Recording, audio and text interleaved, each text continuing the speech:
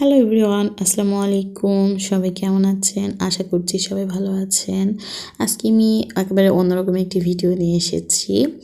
আসলে আলু ঘাটি তো অনেকভাবে খাওয়া যায়, তাই না? কিন্তু একেবারে নতুন একটি পদ্ধতি, যেটা অনেকে খেয়ে থাকতে পারেন, আবার অনেকে এটা খায়নি। তো কলার থোড়, আপনারা জানি না আপনাদের ভাষায় এটাকে কি বলে বা কি বলে জানি না। তো আমাদের ভাষায় কলার গাছের মধ্যে যেটা থাকে সেটাকে বলা হয় কলার থোড়।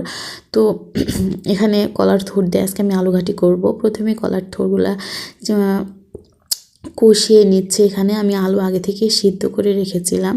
এখানে কলার থোড়টা আমি কষিয়ে নেব আগে কষিয়ে নিতে হবে। তারপরে আমি এখানে আলুগুলো আগে থেকে সিদ্ধ করা যেগুলো রেখেছিলাম, এগুলো আমি এখন সবগুলা ভর্তা করে নিব। তো এটা কিন্তু আলু ভর্তাটা, যেটা একেবারে কিন্তু মিহি করা যাবে না, একটু হালকা করে, জাস্ট হালকা করে দাবা দিয়ে একটু গোটা গোটা রাখতে হবে। কারণ একেবারে মিহি হয়ে গেলে আসলে ঘাটিটা খেতে খুব একটা ভালো লাগে না, এই জন্য একেবারে মিহি করা যাবে না। আমি এখানে অনেকগুলো আলু নিয়ে নিয়েছি। ওইদিকে কলার থোড়টা আমি কষাতে দিয়েছি। এখন কলার থোড়টা কষানো হয়ে গেলে তারপরে আমি এইখানে আলুগুলা দিয়ে দিব। আপনারা কলার থোড় দিয়ে আলুর ঘাটি কে কে খেয়েছেন অবশ্যই আমার কমেন্টে জানাবেন।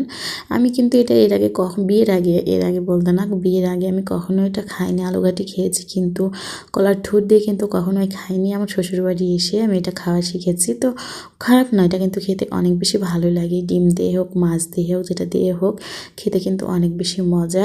এখানে আমার কলার থোড়টা কষানো হয়ে গিয়েছে।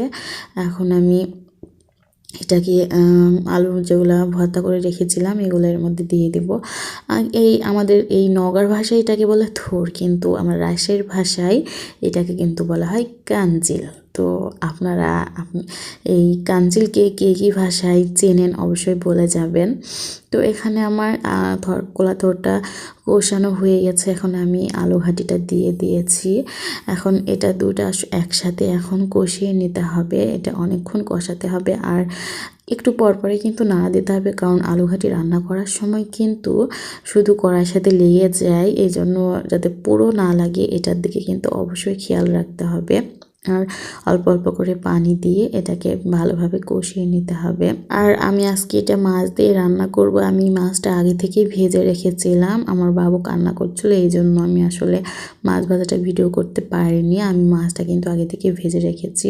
তো এখানে প্রায় কষানো হয়ে গেছে, আমি ঝোল দিয়ে দিয়েছি। আর আপনারা এখন বলতে পারেন এত ঝোল? হ্যাঁ, কারণ আমার শ্বশুরবাড়ির মানুষ ঝোল ছাড়া ভাত খেতে চায় না, এজন্য এখানে এত ঝোল।